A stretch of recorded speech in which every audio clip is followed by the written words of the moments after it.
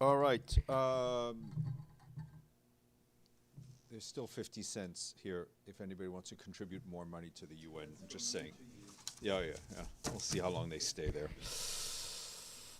All right. Let me start with Gaza because I think that's what all of you are interested in today. Our colleagues at the Office of the Coordination of Humanitarian Affairs tell us that yesterday and today the Israeli authorities granted us access to Kerem Shalom so that our teams could reach additional humanitarian supplies that crossed into the Strip on Monday and Tuesday, crossed from Israel into the Kerem Shalom loading areas. Other critical items such as hygiene products or fuel have not been allowed in by the Israeli authorities into Kerem Shalom. So far, and this is as a few minutes ago, but the situation obviously is fluid. None of the supplies have been able to leave the Kerem Shalom loading area. This is because by yesterday evening, Israeli authorities had only allowed our teams to go through one area where that was highly congested, that we felt was insecure, and where we felt looting was highly likely to take place given the prolonged deprivation of in Gaza, given since the blockade by the Israeli authorities for over 11 weeks. We hope that will change very soon. The discussions are ongoing as we speak between our colleagues and the Israeli security authorities.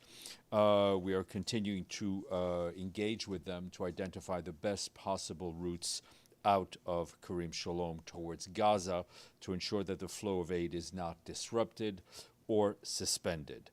Our partners are in touch with community leaders in Gaza to mitigate the risk of looting and ensure that the supplies entering Gaza reach the people who need them. However, it is important to underscore that the limited supplies finally being allowed to enter Kerem Shalom are nowhere near enough to meet the needs in Gaza, which are vast, which are tremendous. Much more aid needs to get in. Meanwhile, bombardment and shelling are continuing across the Gaza Strip.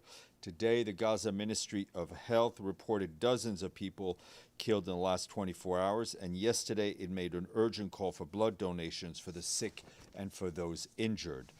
As OCHA is telling us that 80% of the Gaza Strip is now either subject to displacement orders or located in Israeli militarized zones. These zones require humanitarians to coordinate their movements with the Israeli security authorities. Our partners tell us that over the past few days, almost half of the newly displaced people have fled with none of their belongings. The ongoing displacement of Gaza's population is putting immense pressure on humanitarian teams, especially when there is no food or any basic items being allowed in. In Gaza City, our partners report an extreme lack of shelter space. Displacement sites and residential buildings are all very much overcrowded. People are settling in abandoned, unfinished, or destroyed or damaged structures. Some of them are sleeping out in the open. And as we've been saying over and over again, civilians need to be protected, including those fleeing or those forced to leave through displacement orders or those who remain in place despite the displacement orders. Meanwhile, continued attacks on healthcare facilities are ongoing. Earlier today, Al-Wada Hospital, which is the only partially functioning hospital in North Gaza Governorate and still treating dozens of patients, was hit. Yesterday, Kamal Adwan Hospital ceased operations, and as of yesterday, our partners report that about 304,000 daily meals were prepared and delivered through about 70 kitchens. 5 kitchens resume operations, including 2 in Khan Yunis and 3 that relocated to Gaza City following recent displacement orders from North Gaza. However, 5 others in Gaza City and Khan Yunis were forced to shut down after their supplies were depleted. Our partners providing water, sanitation, and hygiene services say that water sanitation is worsening by the day. For example, the largest desalination plant in north of Gaza is in an area slated for displacement. This has disrupted access to drinking water for about 150,000 people. And in southern Gaza, in Al-Mawasi, the water situation is also dire in the area, and the area is not connected to the water network and relies heavily on water trucking. This requires both vehicles and fuel to serve the needy population. I also want to flag another horrific humanitarian situation, this one very close to our own shores here, and that is in Haiti. Our colleagues at the Office of the Coordination of Humanitarian Affairs tell us that armed violence and growing insecurity continue to expose children to sexual violence and other severe protection risks. And as you can imagine, displaced boys and girls are especially vulnerable in this current environment in Haiti. The International Organization for Migration estimates that more than half of all internally displaced people in Haiti are children. 1 in 8 children in Haiti is displaced. That is exposing them to exploitation, it's exposing them to abuse, and it's exposing them to potential recruitment into armed gangs. As we've mentioned in the past, our colleagues estimate that about half of all gang members are children. UNICEF documented a staggering 1,000% rise in sexual violence against children between 2023 and 2024. In a statement released today, the resident humanitarian coordinator in Haiti, Ulrika Richardson, expressed her deep distress at the shocking death of a 6-year-old girl after she was brutally raped in a displacement site in Cité Soleil in Port-au-Prince.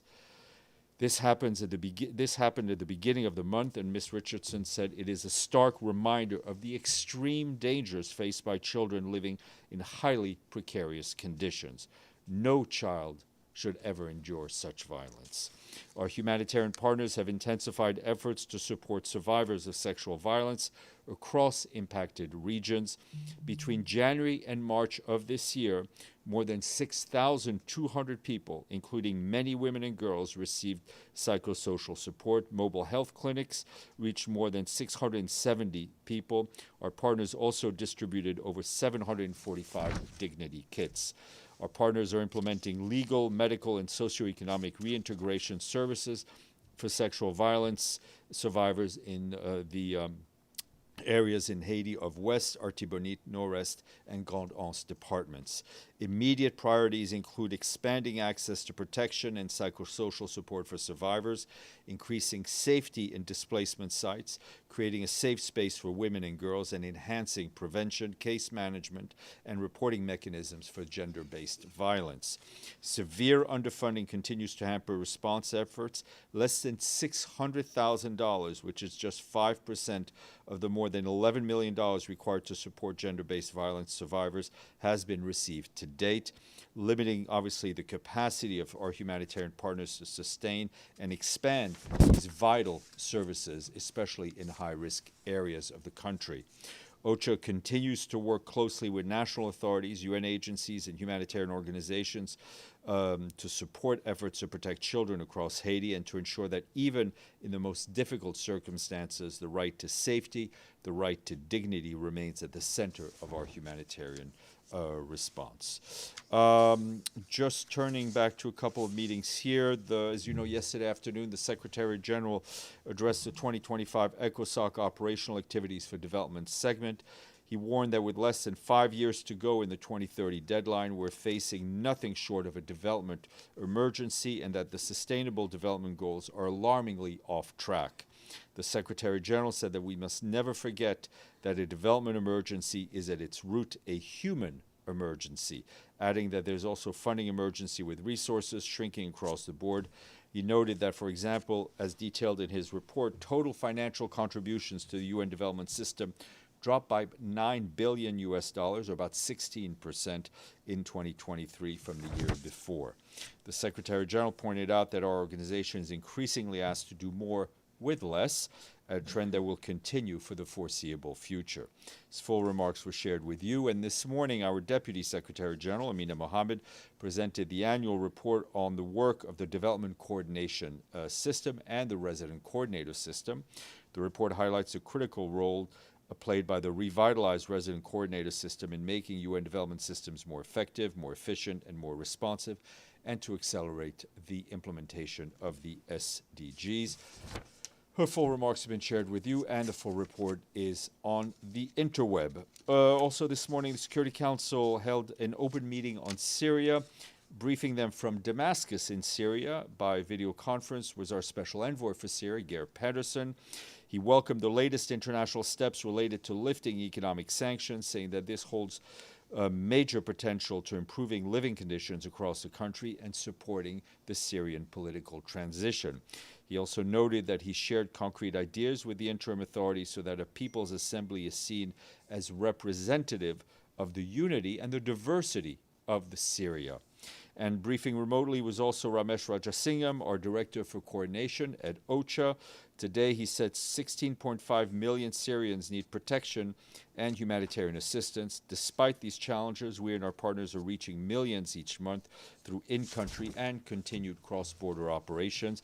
Highlighting the alarming funding situation as of today, he warned that only 10% has been funded of the $2 billion needed to reach 8 million people from January through June of this year.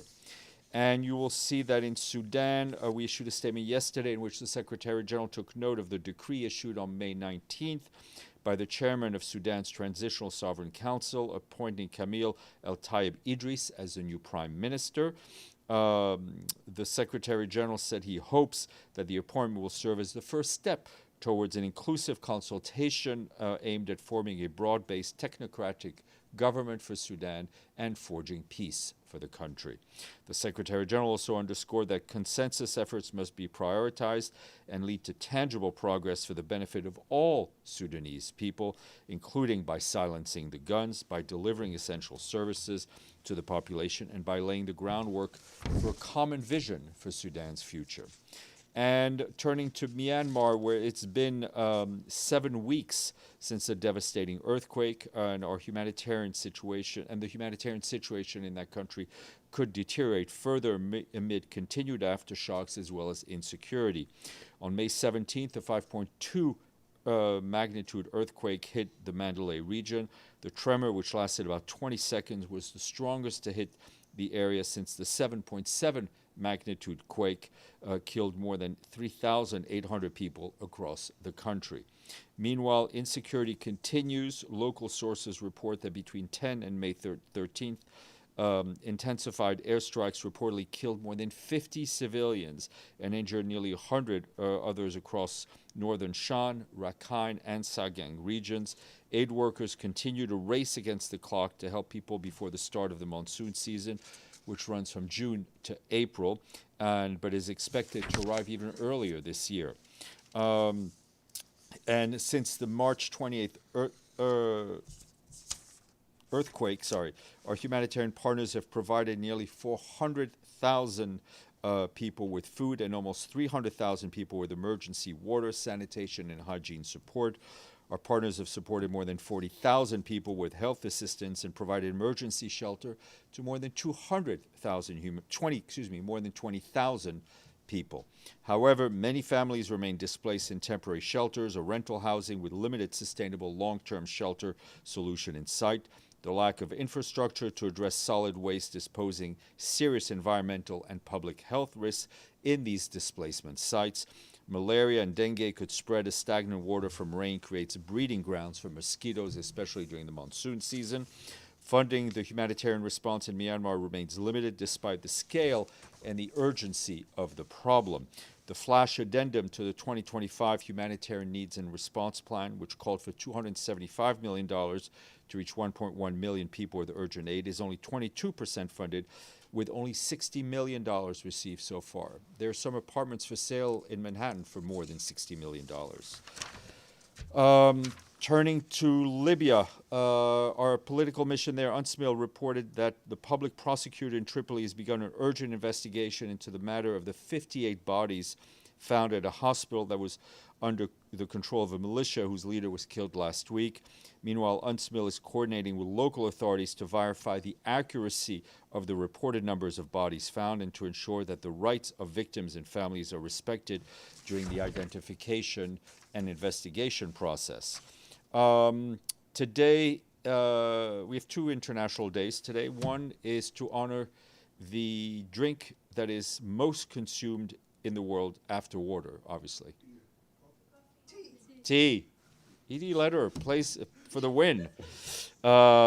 Tea for Better Lives. It is also the World Day for Cultural Diversity for Dialogue and Development, which highlights the essential role of intercultural dialogue for achieving peace and sustainable development. Housekeeping note for you, as you know, the 4th International Conference on Financing for Development will take place in the beautiful city of Sevilla in Spain from June 30th to July 3rd. Our colleagues at MALU wanted me to remind you that the deadline to apply for media accreditation is June 12th. Participants are also required to submit the visa application to Spain at least 5 weeks before the opening of the conference. Please check with MALU, the MALU website for details and apply by next week if you need a visa. And if you have any questions, talk to our friends in MALU. We'll go to the tea lady. Thank you, Steph. Personally, I'm a coffee drinker, but I've lived in many tea-producing places. First, can you walk us through with some numbers the exact status of the trucks and where they are and why they aren't getting to the 2.1 million people in need? Yeah. Basically, a number of trucks have been cleared by Israel to cross the fence into the Kerem Shalom loading dock. We have brought in empty trucks from various places in Gaza to pick up the supplies. Some of those trucks have already been loaded. They are ready to go. As I mentioned at the top of the, I don't want to say at the top of the hour, but a few minutes ago, I checked with our OCHA colleagues, and let's say as of noon, there was no information that had reached our colleagues in Jerusalem that trucks had left Kerem Shalom. The reason they had not left yesterday when those trucks were loaded was because the only route that had been cleared by the Israeli authorities for us to use, where they would, in the clearance mean for us that the Israelis would suspend the kinetic activity along those routes while we traveled. We felt those routes were unsafe due to congestion and other factors. So we did not want to put our staff at even greater risk, because by just being in Gaza, they're already at great risk. We did not want to put the aid itself at risk. Discussions are ongoing now with the Israeli authorities to try to find alternate routes, and there is still time, from what I'm told, that things could leave today. Yep. I had a question on something completely different. Does the Secretary General have any comment on the deportation of migrants from the United States to South Sudan, a country that none of them have any connection to? I know our colleagues at UNHCR have not been consulted on this issue, so I don't really have any comment except to say that obviously as a principal position, refugees or people in need of international protection must not be sent back to a place where they face risk. Gabriel, then Benno, then Michelle. Thanks, Steph. I know you don't like to talk about numbers, but can you give us the number of trucks in the Kerem Salem loading zone area? I mean, I think there are about 100 trucks in there. On the Gaza Rough, side. within that loading area. Okay, and we're now on day 3 of this, roughly. No aid has been distributed. This system seems like it's unworkable. Can you prove me wrong? Or do you have any reason to believe that it is workable? Very little is easy. Very little is workable in this environment. We were provided an opportunity to distribute aid based on our principles, right? Based on the work that we know how to do. We took that opportunity. We're trying to work through all the obstacles.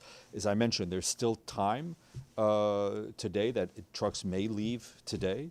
So let's see what happens before the end of the Just day. to confirm, Israel gave you one route to get this aid. That was yesterday. That was the reason things were not able to leave yesterday, because the route was not acceptable to us. As I said, engagements are continuing.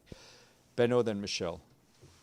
I would yield to Michelle because I think that was partly answered right now. Wow. Not ready.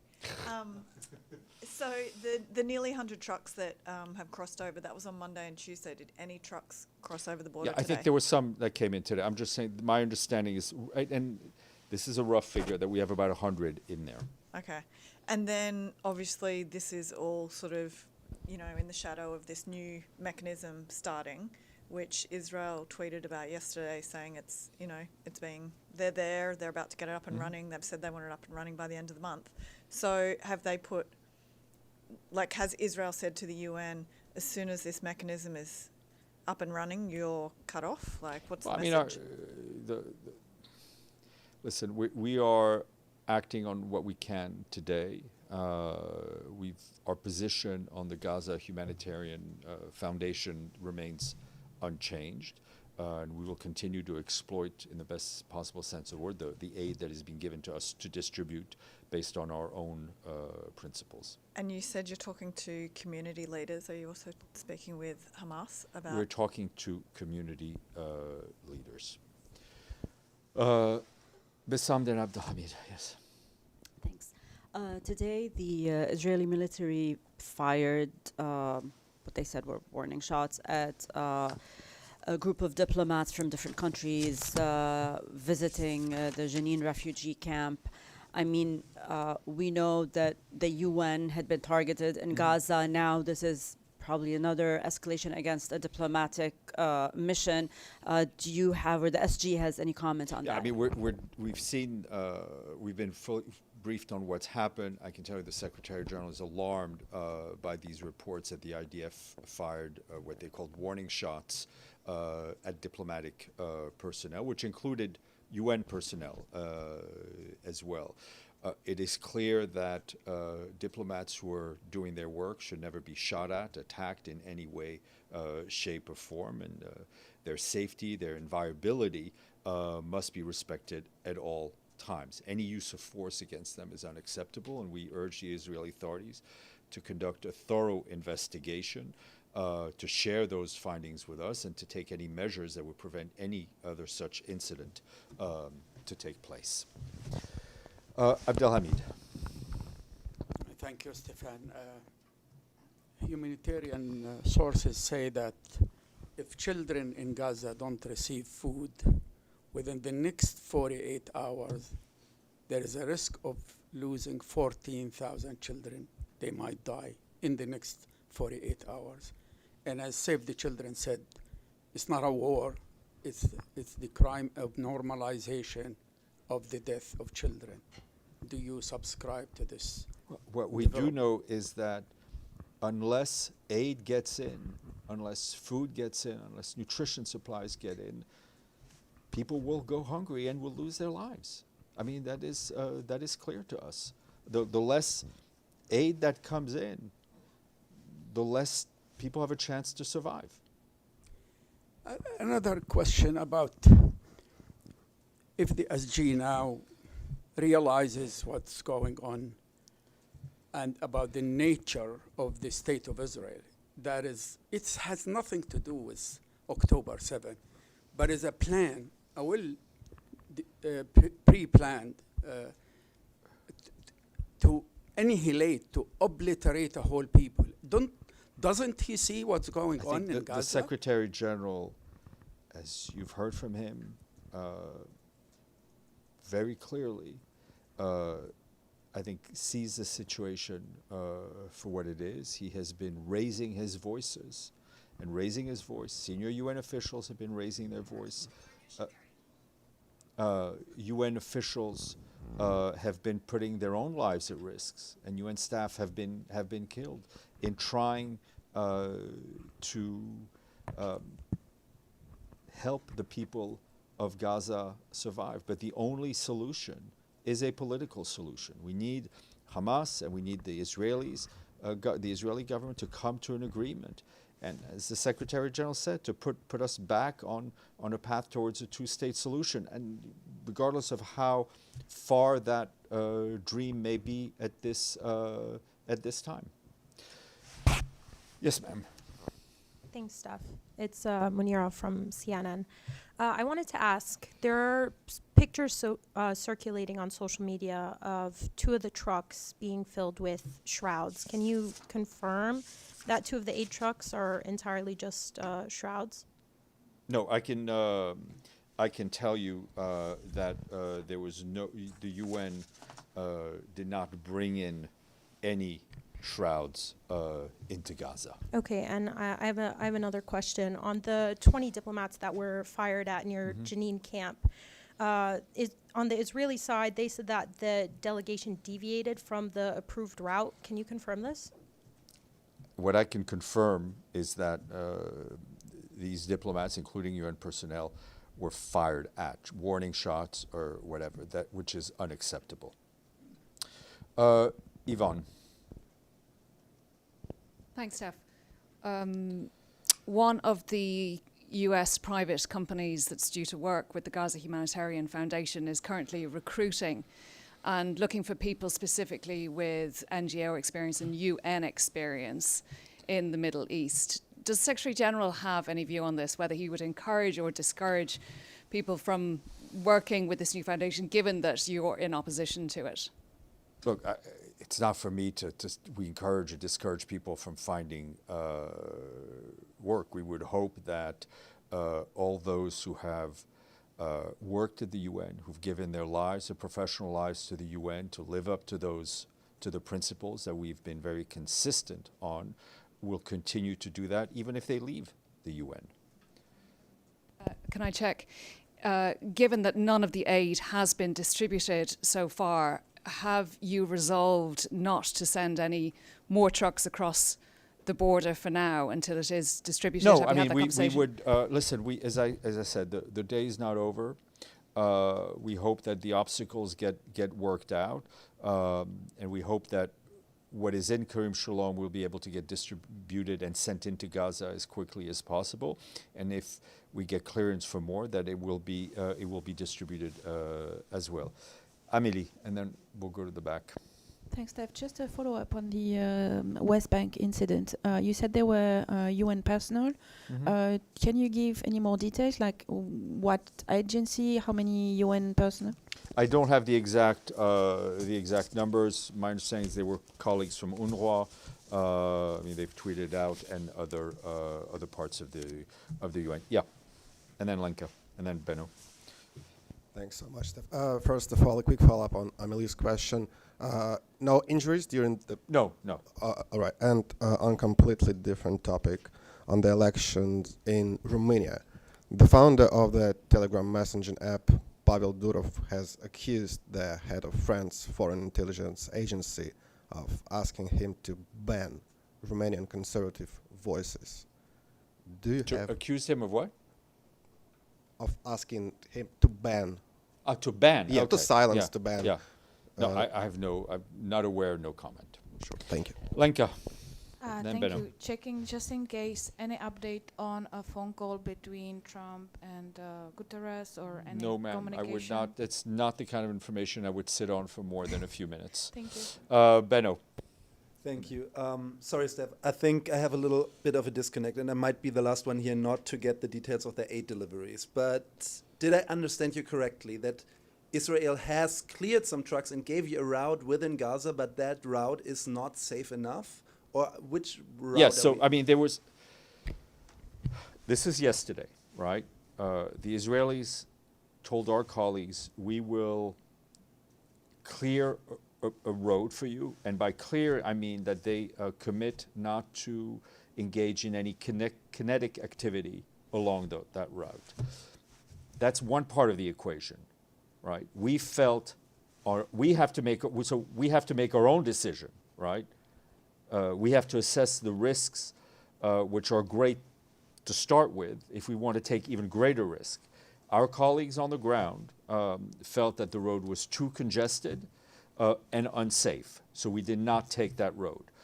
We are engaging with them and engaging today, and as I said, things may change still today, to go in different routes. So is Israel, did you ask Israel to suggest another route? And Well, to this clear is what the another route? discussions going on today are. And do you have the feeling that Israel just clearing that one route that you think is not safe enough is to hold back aid deliberately?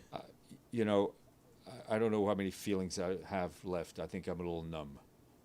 It's a little hard to, you would have to analyze that. Islam, please. Thank you.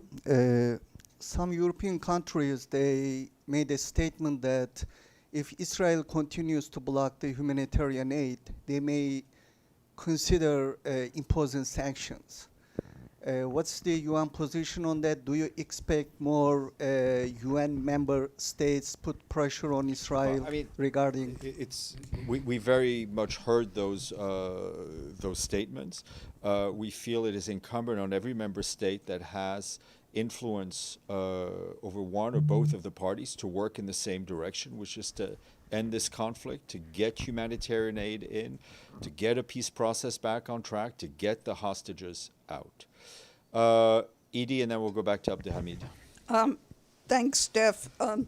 Just on the 100 trucks, can you? I said about 100. Don't, about this 100 is, yeah, trucks. This is, Can you clarify that these are the trucks that were cleared to go to the UN warehouses, to go into Gaza, and then actually, after they got to the warehouses, to deliver aid to people? All right, let's. I know, as I said yesterday, we keep telling you not to count trucks, and we keep talking to you about trucks. Just to understand, to try to give you a clear picture of the process. There are trucks that come from Israel proper, that cross into the Kerem Shalom loading area, staging area. We then bring empty trucks from Gaza and move the goods from the trucks that came into Israel to our own trucks. It's not a one-to-one. They're different size vehicles. So I think I've tried to answer your question. So the around 100 trucks you're talking about are the ones that the UN brought, or no, the ones that came in? The ones that came in. From Israel? Yes, ma'am. Okay. Abdelhamid, then Yvonne. Thank and then you. Evelyn. Yesterday there was a statement from UN Women, talks about killing 20,000 Palestinian women and girls during the conflict. But the statement did not include the word condemn.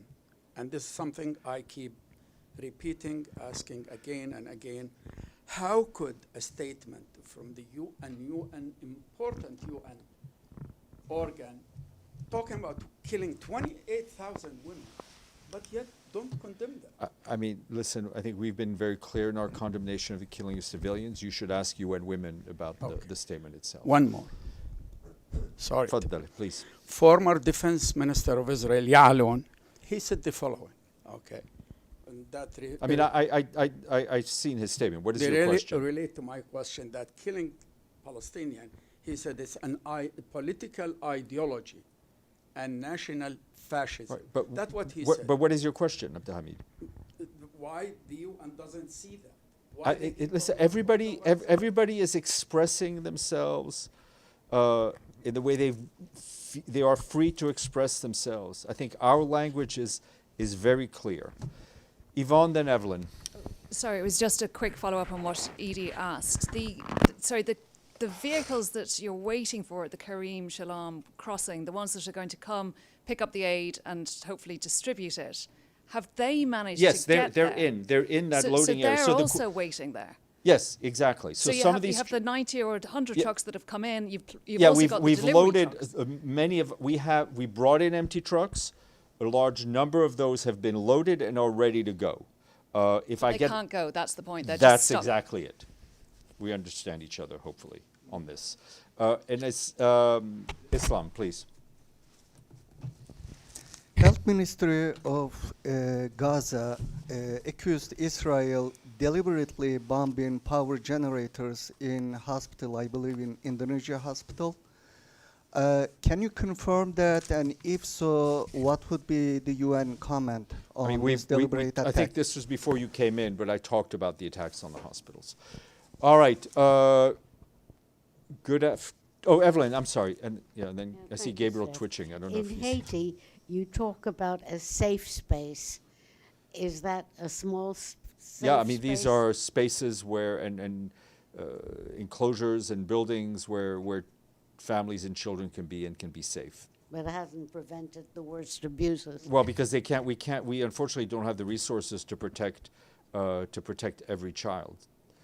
Thank you. Do you know the distance from the loading area to the warehouses where they need to get to, roughly? I do not know, because it may use different warehouses, and for operational reasons, I don't want to start talking about exactly where things are going. But obviously, the distance cannot be too long, given the Gaza Strip is now very wide. We may get some updates for you on the humanitarian movements of, dare I say, trucks, and we'll share those with you when we get them.